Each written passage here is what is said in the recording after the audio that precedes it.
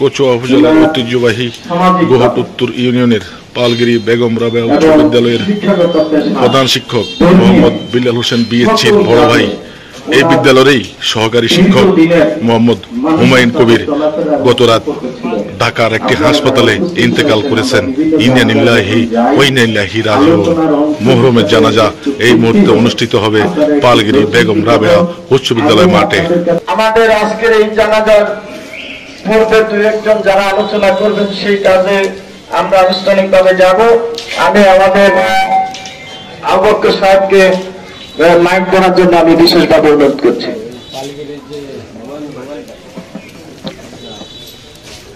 আসসালামু আলাইকুম ওয়া রাহমাতুল্লাহি ওয়া বারাকাতুহু। প্রিয় ভাই হুমায়ুন ভাইয়ের আত্মীয় স্বজন, নামাজ পড়ানোর পরে কোলাকুলি করে সবাই চলে যেত, কিন্তু দায়িত্বের কারণেই হোক আমি আজকে আল্লাহ হুকুমের থেকে চলে গেছেন। আসসালামু আলাইকুম ওয়া রাহমাতুল্লাহি ওয়া বারাকাতুহু। মুহররমের স্মৃতিচারণ করছেন কচুয়া উপজেলা জামায়াতের সাবেক আমির মাওলানা হারুনুর রশিদ। আমরা প্রত্যেকে দুনিয়া থেকে যেতে হবে। স্মৃতিচারণের অনুষ্ঠান পরিচালনা করছেন ইউনিয়ন পরিষদের চেয়ারম্যান মোহাম্মদ কবির হোসেন। আমরা অভিভাবক শূন্য হতেছি, আপনারা কি জানেন উঠিয়ে উনি তাহাজ্জুদে নামাজ পড়তেন।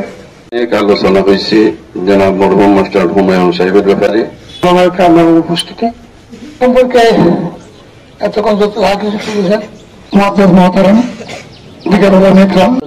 মরহুমের স্মৃতিচারণ করছেন পালগিরি বেগম রাবেয়া উচ্চ বিদ্যালয়ের প্রধান শিক্ষক মোহাম্মদ বিলাল হোসেন বিএসসি স্যার।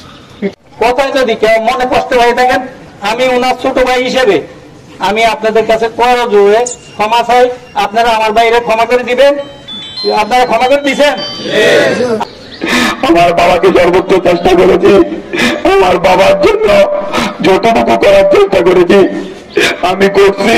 আমার বাবা রাখার জন্য আমার ভাই, আমার মামা, চাচা, আমার আত্মীয় স্বজন যারা ছিল সর্বোচ্চ চেষ্টা করছি। আমার বাবা স্কুল, মসজিদ, মাদ্রাসা, দরবার, কারবার সকল কিছুতে ছিল সামাজিক ভাবে।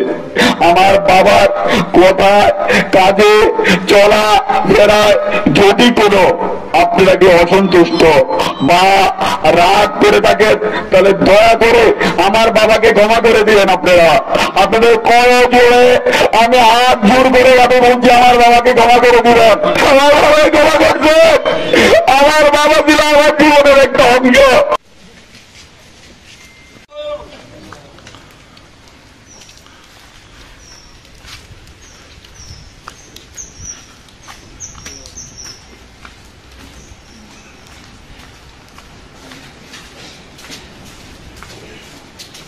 আল্লাহু আকবার।